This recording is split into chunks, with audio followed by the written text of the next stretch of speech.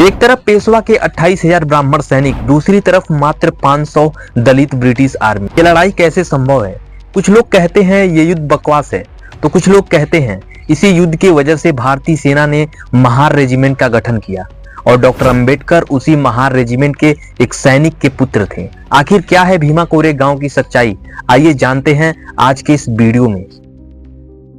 छत्रपति ये कोई नाम नहीं, बल्कि मराठा साम्राज्य में छत्रपति का मतलब राजा होता है। मराठा साम्राज्य की स्थापना छत्रपति शिवाजी महाराज ने 1670 के आसपास किया। बाद में 1720 के बाद पेशवा की भूमिका बढ़ गई। मराठा साम्राज्य में पेशवा का मतलब प्रधानमंत्री होता है और धीरे धीरे वही असली सत्ता चलाने लगे। उस दौर मराठा साम्राज्य भारत के बड़े हिस्सों पर शासन कर रहे थे, लेकिन तब छत्रपति यानी मराठा साम्राज्य के राजा सिर्फ नाम के राजा रह गए। असली फैसले पेशवा लेने लगे। फिर अचानक 19वीं सदी में मराठों की शक्ति कम होने लगी। अब अलग अलग मराठा सरदार अपने अपने एरिया के मालिक बन गए, जिसका फायदा हुआ ब्रिटिशर्स को। जब मराठा साम्राज्य अलग अलग हिस्सों में टूटकर बट गया, तब British east India company Bharat के अधिकांश हिस्सों पर शासन कर रही थी और धीरे धीरे उसका कंट्रोल पूरे भारत में फैल रहा था। फिर उन्होंने सोचा कि मराठा साम्राज्य टूटकर बट गया है। फिर ईस्ट इंडिया कंपनी ने मराठा साम्राज्य को कंट्रोल करना चाहा। इधर मराठा साम्राज्य के प्रधानमंत्री पेशवा बाजीराव द्वितीय ईस्ट इंडिया कंपनी के खिलाफ खड़े थे।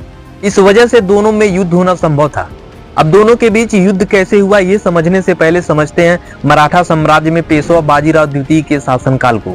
1707 में छत्रपति साहूजी महाराज के शासनकाल में छत्रपति साहूजी महाराज ने ज्यादातर कामकाज पेशवा को सौंप दिया। उस टाइम पेशवा जो प्रधानमंत्री के पद पर हुआ करते थे वो बालाजी विश्वनाथ थे और पेशवा बालाजी विश्वनाथ चित्पावन ब्राह्मण समाज से आते थे, जिसे कोंकणस्थ ब्राह्मण भी कहा जाता था। और यहीं से ये माना जाता है कि दलितों पर भेदभाव और अत्याचार शुरू हो गया, जो कि बिल्कुल गलत है। दलितों पर भेदभाव पेशवा बालाजी विश्वनाथ के समय से नहीं, बल्कि उससे कई शताब्दी पहले भारतीय समाज में मौजूद हो गया था। लेकिन अब इसका मतलब ये नहीं कि पेशवा जो ब्राह्मण समाज से आते थे वो लोग निर्दोष हैं, बल्कि बालाजी विश्वनाथ के पेशवा बनते ही दलितों और महारों पर अत्याचार डबल हो गया और इसी तरह ये वंशानुगत चलता गया। ब्राह्मण समाज के लोग पेशवा बनते गए और दलितों पर अत्याचार बढ़ता गया। फिर मराठा साम्राज्य में पेशवा बने बाजीराव द्वितीय और बाजीराव के पेशवा बनते ही उनका शासनकाल दलितों के प्रति और हार्ड बनता गया। उस टाइम के दलित यानी इस टाइम के SC ST और OBC ये लोग काफी मात्रा में अत्याचार के शिकार बने। उस टाइम दलितों को सिर उठा के चलने की औकात नहीं होती थी। जो सिर उठा के चलता उसे मारा पीटा जाता। वो लोग अगर गांव में कदम रखते तो उन्हें गांव में कदम रखने की इजाजत नहीं थी। जिस रास्ते से गुजरते उस रास्ते से गुजरने के लिए उनको गले में मटका और कमर में झाड़ू बांध के चलना होता था। मटका उनके थूकने के लिए था, ताकि रास्ते से गुजरते समय अगर वो जमीन पे थूक देंगे तो जमीन अपवित्र हो जाएगा, और झाड़ू उनके पैर के प्रिंट को मिटाने के लिए था। दलित घर की महिलाओं को उनका अपना स्तन ढक के चलने के लिए उनको टैक्स देना पड़ता था। अगर छोटा स्तन तो कम टैक्स है और अगर बड़ा स्तन तो ज्यादा टैक्स है। इतना ही नहीं, जब ब्राह्मण समाज के लोग मराठा साम्राज्य में पेशवा नहीं बनते थे, तब छत्रपति शिवाजी महाराज के शासनकाल में दलित मराठा साम्राज्य में सैनिक के रूप में काम करते थे।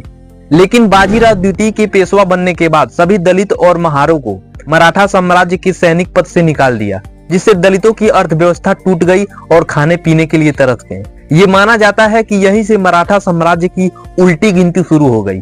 दलितों को मराठा साम्राज्य की सेना से निकालने के बाद बहुत बड़ा फायदा हुआ ईस्ट इंडिया कंपनी को। ईस्ट इंडिया कंपनी ने दलितों को अपनी सेना में भर्ती होने का मौका दिया और अपनी घर गृहस्थी चलाने के लिए दलित ब्रिटिश आर्मी में भर्ती होते गए। और फिर हुआ पेशवा के 28,000 सैनिकों से ब्रिटिश सेना का आमना सामना, जिसमें अलग अलग इतिहासकार अपनी अपनी बात रखते हैं। कोई कहता है ब्रिटिश ईस्ट इंडिया कंपनी के 800 सैनिक थे, तो कोई कहता है कि 500 सैनिक थे। लेकिन अगर दलितों की बात करें तो सबके विचार एक थे, ज्यादातर सेना महार थे।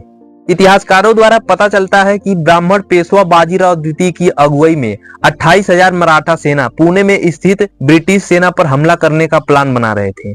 इधर दलित ब्रिटिश सेना उसी हमला को रोकने और अपने ब्रिटिश सेना को सपोर्ट करने के लिए पुणे की तरफ निकल रहे थे। लेकिन 1 जनवरी को रास्ते में ही पेशवा बाजीराव द्वितीय की विशाल सेना ने भीमा कोरे गांव में ही हमला कर दिया।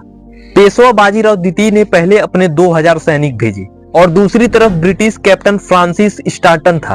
इन दोनों सेना के बीच करीब 12 घंटों तक युद्ध चला। जिसमें दलितों ने टूटकर सामना किया और पेशवा बाजीराव द्वितीय की विशाल सेना हार मान के पीछे मुड़ गई। History of the political and military transaction in India के बुक में लिखा है कि ईस्ट इंडिया कंपनी के 834 सैनिकों में से 275 मारे गए, घायल हुए या फिर गायब हो गए। फिर ईस्ट इंडिया कंपनी ने इस विजय प्राप्ति के बाद 1851 में भीमा कोरे गांव में एक बहुत बड़ा विजय स्तंभ बनवाया। यहाँ तक युद्ध में मारे गए लोगों के नाम तक विजय स्तंभ पर लिखे गए हैं और इस घटना को दलित कार्यकर्ता दलित इतिहास का सबसे बड़ा जीत मानते हैं। फिर 1 जनवरी 1927 को डॉक्टर अंबेडकर भीमा कोरे गांव गए उन मरे हुए लोगों को श्रद्धांजलि देने। लेकिन आज भीमा कोरे गांव एक मामूली गांव नहीं बल्कि पॉलिटिकल दायरे में आ गया है। ठीक 200 साल बाद 1 जनवरी 2018 को बहुत बड़ी संख्या में लोग भीमा कोरे गांव में इकट्ठा हुए थे श्रद्धांजलि देने के लिए। लेकिन उस दिन हिंसा भड़क गई, एक व्यक्ति को जान से मार दिया गया और काफी मात्रा में लोग घायल हो गए। इस घटना में महाराष्ट्र के कई बड़े पॉलिटिकल लीडर का हाथ आया, जिसके विरोध में कई दलित नेता खड़े थे और डॉक्टर अंबेडकर के परिवार से प्रकाश अंबेडकर भी दलितों के बीच खड़े थे। तो आज की वीडियो यहीं तक। आगे क्या हुआ इस बारे में जानने के लिए कमेंट करिए, तो मैं अगला पार्ट लेकर आऊंगा कि 1 जनवरी 2018 को क्या हो गया और अपने प्लान में लोग कामयाब कैसे हो गए, किस किस का नाम आया। तो वीडियो अच्छा लगा तो वीडियो को लाइक करके एंड चैनल को सब्सक्राइब कर लीजिए। मिलते हैं अगले पार्ट में।